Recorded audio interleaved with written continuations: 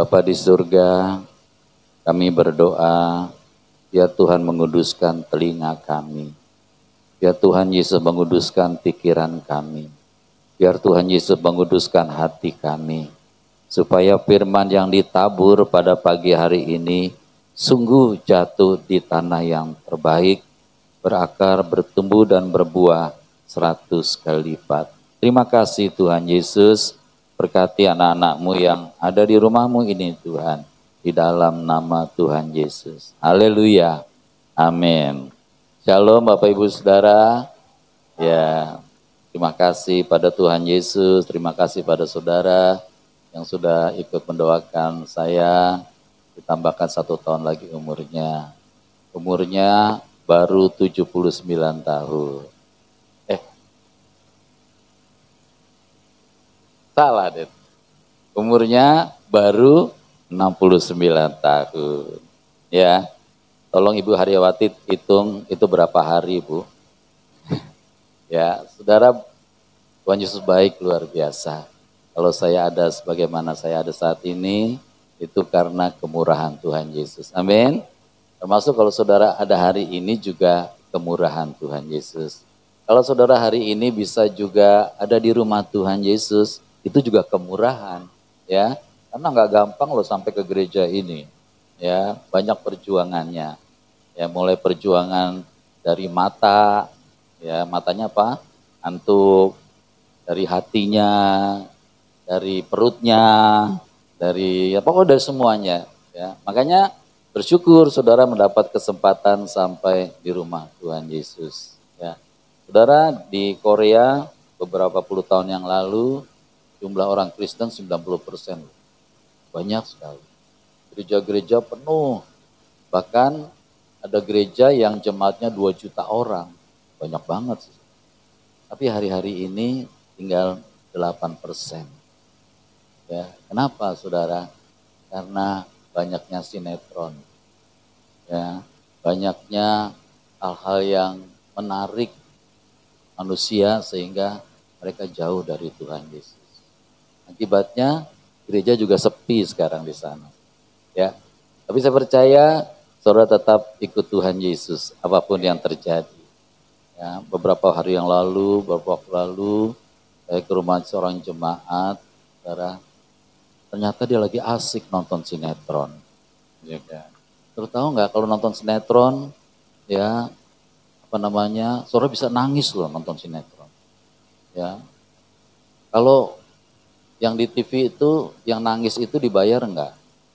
Dibayar, di artis, bayarannya mahal. Kalau saudara nonton sinetron nangis, dibayar enggak? Enggak. Jadi jangan sia-siakan hidupmu, amin. Jangan sia-siakan waktu yang Tuhan beri. Hidup ini harus jadi berkat. Saudara sudah jadi berkat? Harus jadi berkat di rumah, di tempat kerja, di mana saja kita harus jadi berkat. Ya tema kita tahun ini hidup berfokus pada Tuhan Yesus. Saudaramu berfokus pada Tuhan Yesus? Saudara, Tuhan Yesus itu omnipresent. Omnipresent ada di mana-mana. Di tempat ini pasti ada saudara. Karena tempat ini juga Tuhan sudah ciptakan. Ya, supaya gereja itu diciptakan supaya ada persekutuan secara komunitas dengan Tuhan Yesus. Kalau saudara melihat di dalam roh, dia ada di sini. Tapi dia juga ada di sini, dia ada di situ, dia ada di sana. Karena hadir di mana-mana. Beda dengan kita, saya ada di sini, gak ada di situ, gak ada di sono, gak ada di sana. Tapi Tuhan Yesus ada di mana-mana. Termasuk di dalam hati kita. Ya, Wahyu 3:20, lihat aku berdiri di muka pintu hatimu. Kalau engkau dengar suaraku, buka pintu, aku masuk mendapatkan engkau. Nah, ketika saudara sudah sampai di gereja mendapat kesempatan, mari buka hatimu, karena Tuhan mengetuk pintu hatimu. Kalau engkau buka, Tuhan masuk. Kalau Tuhan masuk, kau akan mengalami kedahsyatan yang luar biasa. Sebabnya tema kita adalah Tuhan mau kita terus berfokus kepada Tuhan Yesus. Dimanapun kita berada, kita terus berfokus kepada Tuhan Yesus. Karena Dia ada di mana-mana, saudara. Sebagai contoh, ketika orang tidak lagi fokus kepada Tuhan Yesus, maka dia jatuh. Ya, suatu kali Petrus mengalami sesuatu hal yang dahsyat, dia bisa berjalan di atas air. Karena Tuhan yang suruh, datang kemari, dia jalan di atas air. Tetapi ketika dia nggak fokus lagi kepada Tuhan Yesus, dia fokus pada telinganya yang mendengar suara deru angin, maka dia tenggelam. Makanya saudara dan saya tetap fokus kepada Tuhan Yesus. Amin. Karena apa? Di dalam perjalanan kita nih ada mujizat demi mujizat. Ada berkat demi berkat. Ada damai sejahtera. Ada segala sesuatu yang kita perlukan di dalam kehidupan kita ini. Yang kedua, cerita tentang wanita yang disembuhkan. Yang pendarahan berapa tahun? 12 tahun. Lama enggak? Lama. Mungkin udah kurus, kering, krempeng, saudara. Karena apa? Darahnya habis, keluar terus. Dan dia sudah pergi kemana-mana ke tabib, hartanya sudah habis, dan tidak ada hasilnya apa-apa. Karena kalau bukan Tuhan yang menyembuhkan, dia tidak bisa disembuhkan. Tapi suatu kali, saudara, dia mulai fokus kepada Tuhan Yesus. Bahkan fokusnya bukan matanya saja, saudara. Tangannya juga berfokus pengen menjamah Tuhan Yesus. Hatinya sangat rindu dekat sama Tuhan Yesus. Dan gak ada orang tahu kecuali dia dan Tuhan Yesus. Pada saat dia mulai menjamah dengan iman, maka terjadilah kuasa kesembuhan dari Tuhan Yesus yang luar biasa. Dan Tuhan Yesus berpaling, siapa yang menjamah aku? Petrus menjawab, Tuhan, orang begini banyak, engkau bertanya siapa yang menyentuh aku? Tapi Tuhan Yesus tahu. Dia merasa ada kuasa yang keluar dari tubuhnya. Dan terjadi hal yang luar biasa. Wanita itu sembuh enggak? Sembuh. Sembuhnya berangsur-angsur apa seketika? Seketika itu juga sembuh, saudara. Jadi dalam Tuhan Yesus bisa segala sesuatu sembuh. Kalau saudara ke dokter mulai minum obat. Bisa sebulan baru sembuh, bisa setahun baru sembuh, bisa nggak sembuh. Tapi ketika fokus kepada Tuhan Yesus, terjadi kesembuhan. Ya, saudara dan saya mau fokus sama Tuhan Yesus, amin. Di dalam doa kita, kita juga belajar fokus kepada Tuhan Yesus. Di dalam pujian kita juga kita belajar fokus kepada Tuhan Yesus. Ketika kita baca Alkitab juga mari kita fokus kepada Tuhan Yesus, saudara. Dan sesuatu yang besar pasti terjadi. Puji nama Tuhan, banyak saudara yang sudah disembuhkan oleh Tuhan Yesus. Yang ketiga, saudara, ada perempuan Kanaan, ya, bangsa Sirofenisia, yang pada waktu itu datang kepada Tuhan Yesus. Dia sudah sampai di depan Tuhan Yesus, dia sudah punya kesempatan untuk berbicara kepada Tuhan Yesus. Tetapi dia sangat kaget jawaban Tuhan Yesus. Tidak patut memberikan roti untuk anak-anak, diberikan kepada anjing. Bayangin, ya. Tuhan Yesus memang sengaja membuat sesuatu peristiwa, sesuatu pernyataan yang mengejutkan perempuan itu. Tetapi perempuan itu punya tekad yang luar biasa. Ya, dia tidak menyerah. Dia mengalami sesuatu mungkin yang tidak enak, tetapi dia tidak menyerah. Karena dia begitu percaya bahwa Tuhan Yesus sanggup mengusir setan dari anaknya. Ya, dan jawabannya luar biasa. Dia tidak membantah, dia berkata, saya senang perkataannya begini. Benar Tuhan. Jadi Tuhan pasti benar, amin. Benar Tuhan, tapi anjing itu makan remah-remah yang dijatuhkan anak-anak dari meja tuannya. Di situ Tuhan kaget, ya.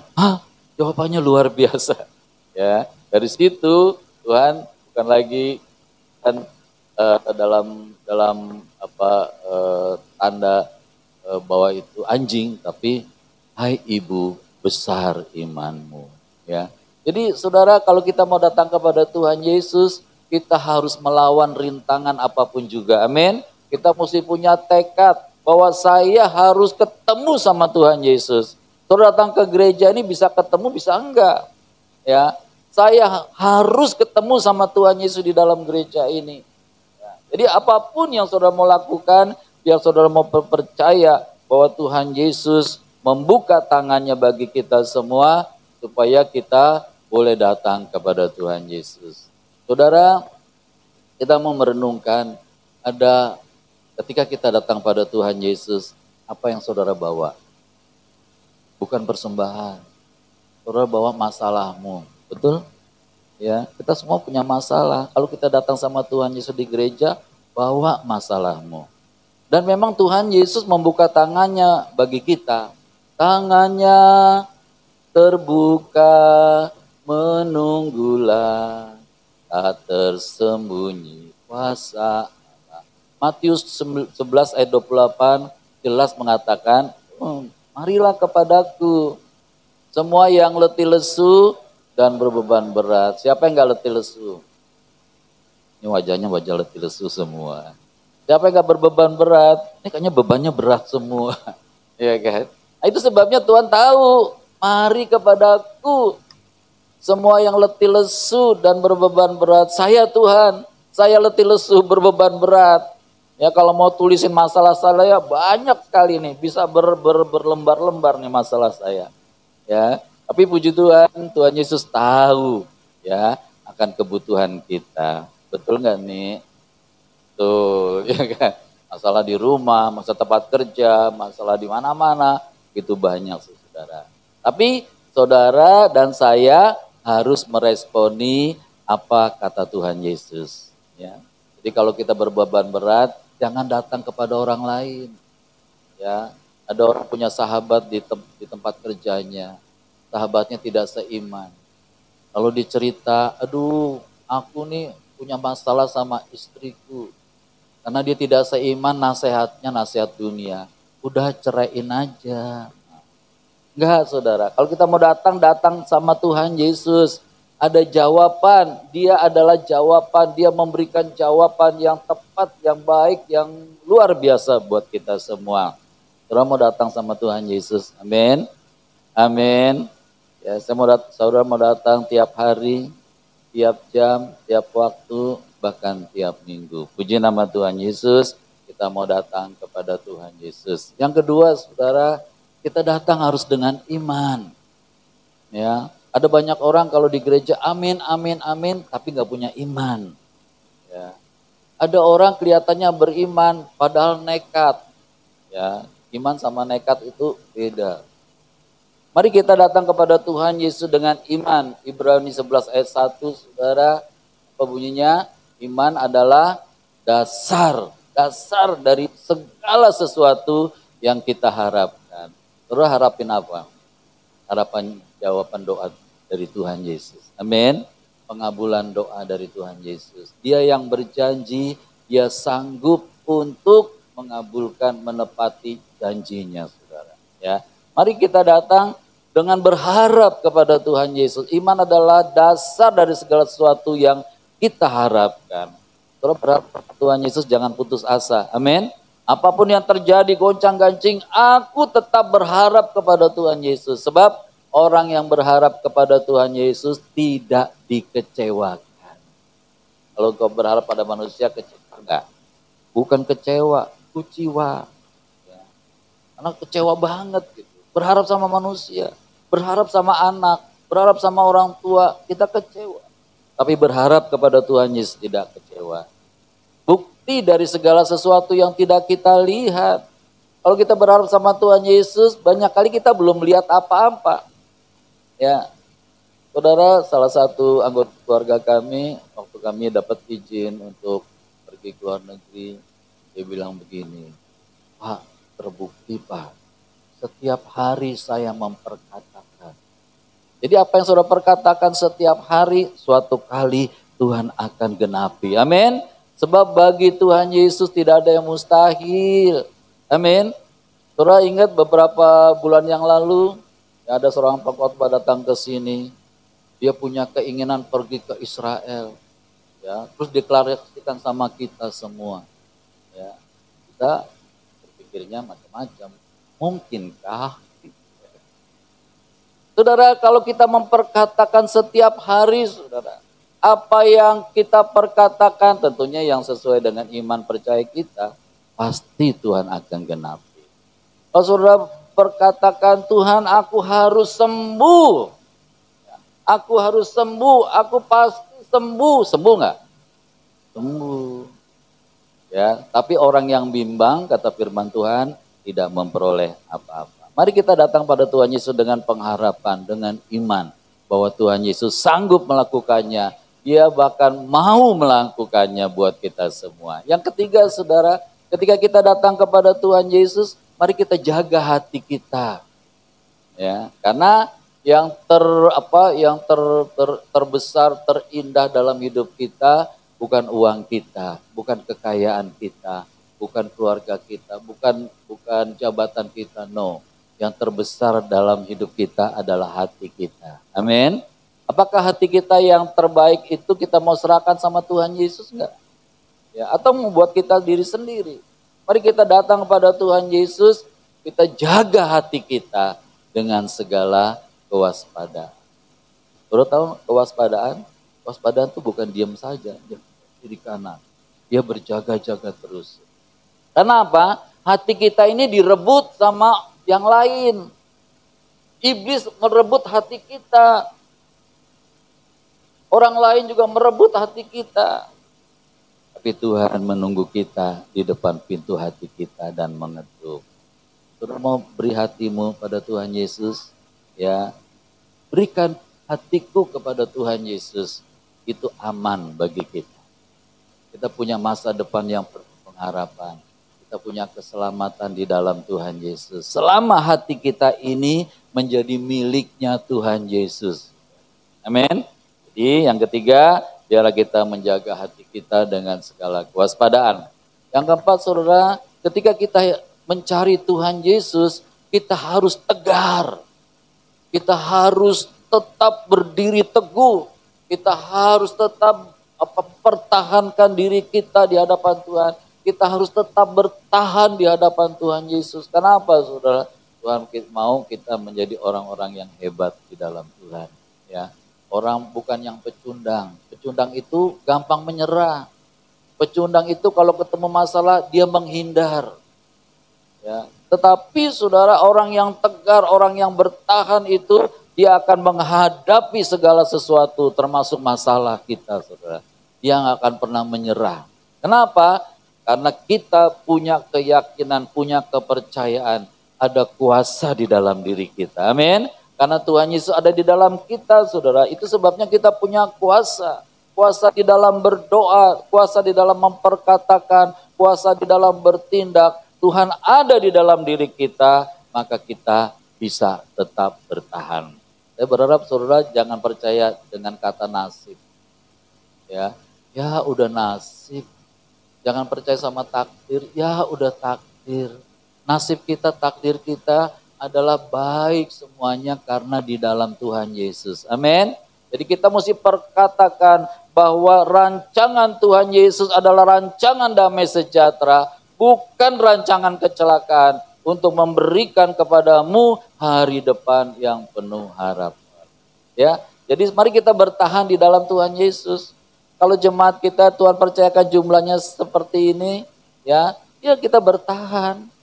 Jangan berkata, ya cuman sedikit, kita gabung aja deh sama yang lain. Oh, saudara nggak bisa bertahan namanya. Kalau bertahan, saudara, biar sendiri aku tetap ikut Tuhan. Ku ikut Yesus walau sendiri. Halo? Kira-kira kalau hari ini yang datang saudara sendiri, pulang apa terusin? Terusin ibadahnya saudara, karena kita harus tetap bertahan di dalam Tuhan Yesus. Kalau hari ini hujan lebat, tadi pagi kata hujan lebat di sini ya. Di rumah saya nggak hujan. Ya, kira-kira kalau hujannya sampai sekarang, saudara tetap datang nggak? Saya tanya yang paling jauh, Ibu Roma. Tetap datang nggak Ibu Roma? Kalau hujannya lebat sekali Ibu Roma, tetap datang tuh. Yang jauh aja datang saudara.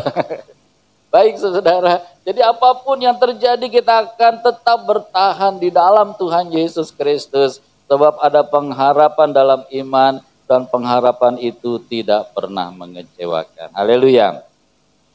Yang berikutnya saudara kita mau perhatikan. Ada satu lagi ya. Yang kelima saudara, ini yang Tuhan nantikan buat kita. Kita juga menantikan. Saudara, Tuhan menantikan kita setia. Terus sudah setia, saya mau setia. Saudara dan saya belum setia karena belum sampai garis finish. Ya, kalau sampai garis finish baru bisa evaluasi. Oh iya saya setia.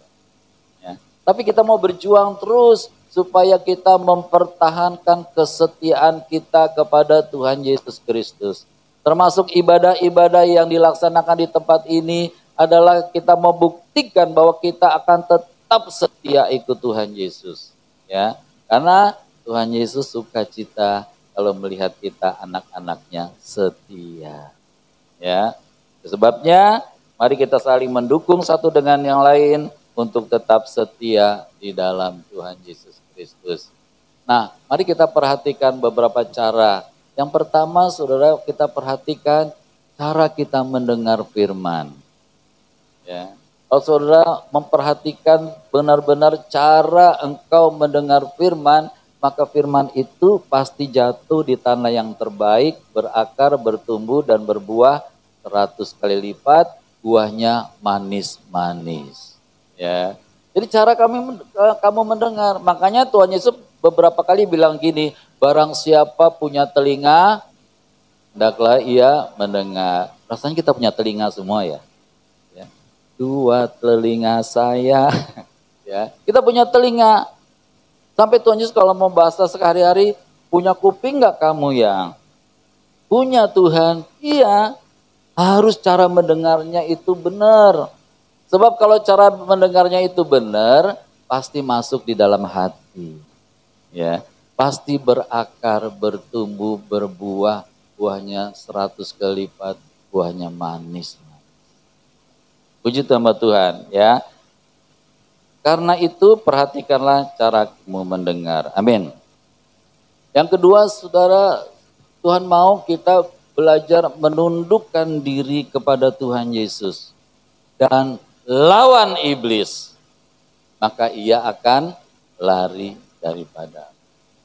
Nah, kalau Tuhan mengingatkan kepada kita untuk tunduk kepada Allah, tunduk kepada Tuhan Yesus, tunduk akan kehendaknya, maka iblis tidak bisa melawan saudara. Ya, karena ketika kita tunduk kepada Tuhan Yesus berikan kekuatan, Tuhan Yesus berikan kuasa kepada kita. Karena firman-Nya hidup dan firman-Nya itu menghidupkan kita semua. Lawan iblis. Iblis jangan dibiarkan, lawan. Saudara berani lawan iblis? Nggak ada, kurang berani kayaknya. Saudara berani lawan iblis? Berani. Dia sudah ada di bawah kaki kita. Tuhan Yesus sudah menang atas dosa dan maut. Tuhan Yesus sudah hancurkan kuasa kegelapan. Maka kita nggak usah takut. Berulang kali di tempat ini terjadi manifestasi. Siapa yang menang? Tuhan Yesus. Amin. Iblis pasti bertekuk lutut di bawah kaki kita. Saudara, suatu kali saya cerita ulang, saya pelayanan di Batu Raden, ya saya melayani 2 orang yang punya ilmu tinggi. Ya. Dia tantang saya, Pak Pendeta, coba lepasin saya, bisa enggak? Ya, Pak Pendeta enggak boleh ditantang, saudara. Ya, kita bawa firman. Lalu sambil gitar, saya mulai menyanyi, saya mulai penyembahan, tiba-tiba dia manifestasi. Dia pasang kuda-kuda, dia mau tendang saya, saudara, tapi enggak kena. Enggak sampai, lalu dia jatuh berguling-guling. 3 kali begitu. Terakhir terkapar dia. Saudara, bukan saya yang hebat, Tuhan Yesus yang hebat. Ya, dia hebat, kuat, apa satu lagi? Hebat, kuat, hebat, besar. Dia kuat, hebat, besar. Jadi kita nggak ada apa-apanya, tetapi kalau kita ada di dalam Tuhan Yesus, kita menjadi kuat, menjadi hebat, menjadi besar. Ya, karena bukan kita, tetapi Tuhan Yesus yang berkarya di dalam hidup kita. Maka tunduklah, lawanlah iblis. Yang ketiga, saudara, mari kita tetap beribadah kepada Tuhan Yesus. Amin. Saudara kalau beribadah gini, ada rasa nikmat nggak? Ya. Ada orang kalau ke gereja bentar-bentar lihat jam. Sampai dulu ada murid saya, ya kebetulan waktu itu ibadah di Grand Mall, pendetanya lama sekali. Dia mulai lihat-lihat jamnya, lihat jam lagi. Lama-lama dia nggak tahan. Lama-lama dari tempat duduknya dia bilang,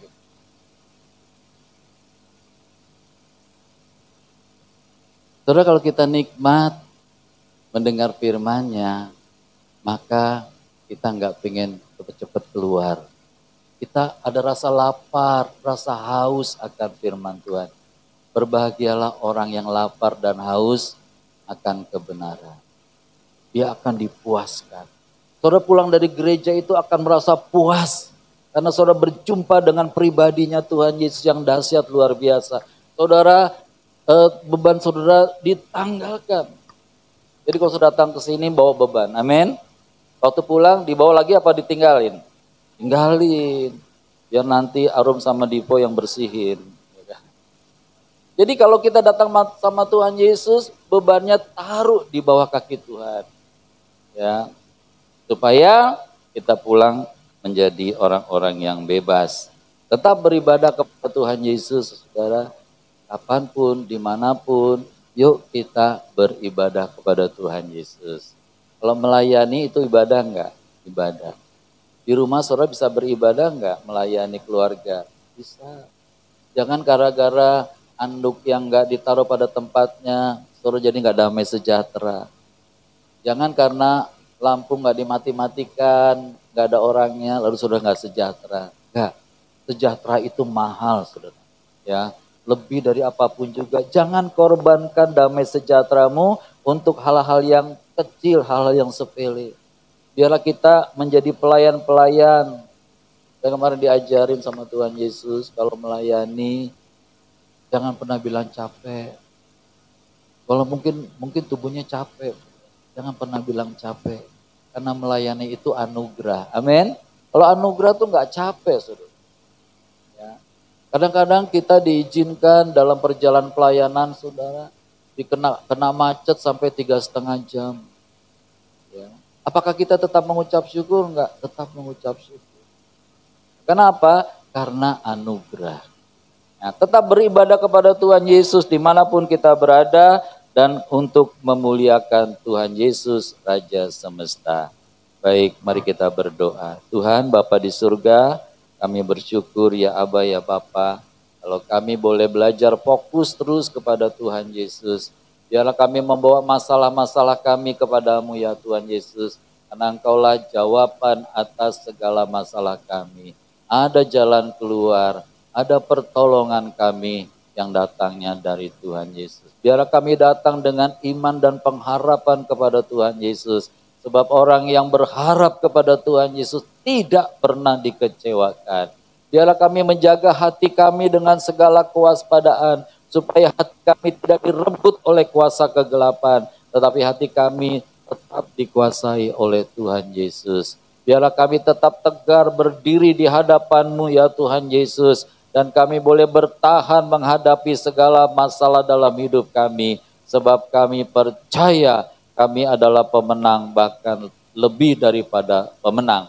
Bahwa kami terus untuk setia hari lepas hari, jam lepas jam, menit, detik lepas detik, hari, tahun. Kami mau tetap belajar setia sampai garis finish di mana kami sampai berhadapan dengan Tuhan Yesus.